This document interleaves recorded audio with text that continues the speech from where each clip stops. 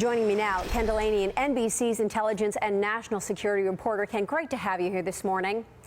Good to be with you, Dara. Renat Akhmetshin, a Russian-American lobbyist reportedly with ties to Russian intelligence, also attended that June 9, 2016 meeting Donald Trump Jr. had with Russian attorney Natalia Veselnitskaya. What do we know about this second Russian, Ken? Well, Renat Akhmetshin was born in Russia. He did a stint in the Soviet military as a counterintelligence sergeant. I wouldn't read too much into that. It was a 2-year enlisted stint. He then moved at some point to the United States, got U.S. citizenship, and has been working for many years as a lobbyist fixer in Washington, kind of in the shadows, often for Russian interests, sometimes on behalf of the Putin government, or at least causes near and dear to the Putin government, sometimes on the other side. In recent years, he's been lobbying, along with this lawyer, Veselnitskaya, on these Magnitsky Act sanctions, which the Putin government really would like to overturn. And he says that's one of the reasons he was in the room at Trump Tower with the Trump team. Now, of course, there's an entirely different story coming out of those emails from Goldstone. But Renat, the fact that his presence at the meeting was only disclosed yesterday adds a new layer of intrigue to this meeting, which obviously is dogging the Trump team in the Russia investigation. Dara. And Ken, knowing now that there are more people in the room, what more have we learned about the details of the actual meeting? Well, you know, Veselnitskaya gave an exclusive interview to NBC News early last week, and we learned a lot then.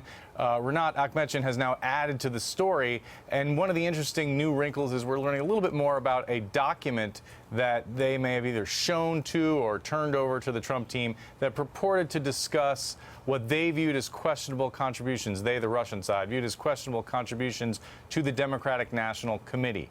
But it seems like the Trump team didn't think much of this, didn't think it was actually derogatory information that they could use in the campaign, and they sort of dismissed it. At least that's the account we're getting from both the Russian side and the Trump side. And what of this document? Do we know what it contained? Do we have any visual on this document?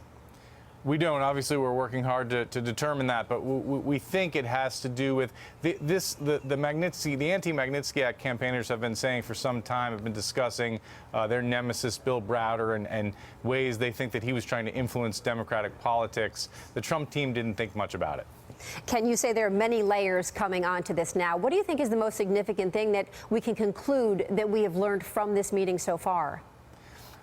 I actually think this meeting could be a game changer in this Russia investigation because the emails that we saw that led to the meeting being set up really amount to the first evidence of actual collusion. They're not proof, but it's evidence. You know, this is emails describing a Russian government overture to help the Trump campaign, where it was very explicit. The email said the Russian government wants to help Donald Trump, and we have derogatory information about Hillary Clinton we'd like to provide. And Don Jr., instead of calling the FBI, took the meeting. So whatever actually happened in this meeting, it raises questions about what other contacts there were, because it showed a clear willingness of the Trump team to play ball with the Russian star. And Ken, real quick, is there any way to find out what President Trump knew about this meeting? I mean, did he know about it? The White House says he just learned of it recently. That's right. His lawyer is saying he didn't know about it, but I think that's an open question. There's been reporting that his lawyers learned about it in June.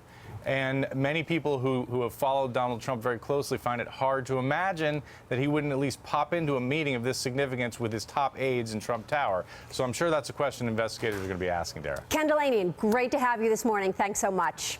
That'll do it for me. I'm Dara Brown. Thanks for watching.